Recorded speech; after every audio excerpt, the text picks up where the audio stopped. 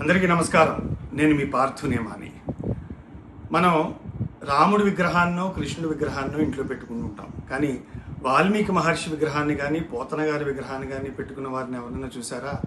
అలాంటి ఒక తెలుగు భాషాభిమాని, పద్యాల పట్ల అమితమైన ఆసక్తి ఉన్నటువంటి పద్య కవి శ్రీ శ్రీనివాస్ లింగం గారు పోతన గారి విగ్రహాన్ని చేయించుకుని ఆయన తన ఇంట్లో పెట్టుకున్నారు. దాన్ని బట్టే మనకు అర్థమవుతుంది తెలుగు భాష పట్ల, పద్యాల పట్ల ఆయనకి ఉన్న ఆసక్తి ఏంటో అని.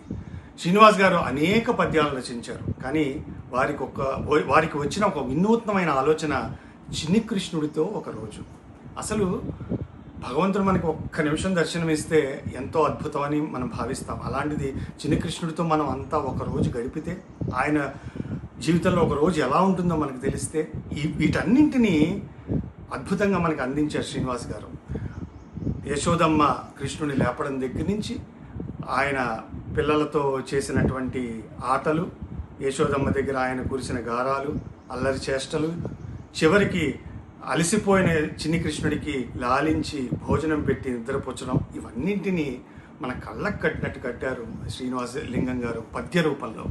ప్రతి తెలుగు భాషాభిమాని ఈ పద్యాలను చదవాల్సిందే, పిల్లలకి వినిపించాల్సిందే, ఈ అమృతాన్ని ఆస్వాదించాల్సిందే.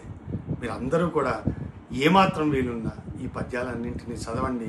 శ్రీనివాస్ గారు, మీకు నా శుభాభినందనలు. ఇలాంటి అద్భుతమైన ఖండికల్ని ఎన్నో మీరు మాకు అందించాలని మనస్ఫూర్తిగా కోరుకుంటూ, ఆ శ్రీకృష్ణ పరమాత్మ కృపా కటాక్షాలు మీకు ఎల్లప్పుడూ ఉండాలని ఆశిస్తున్నాను.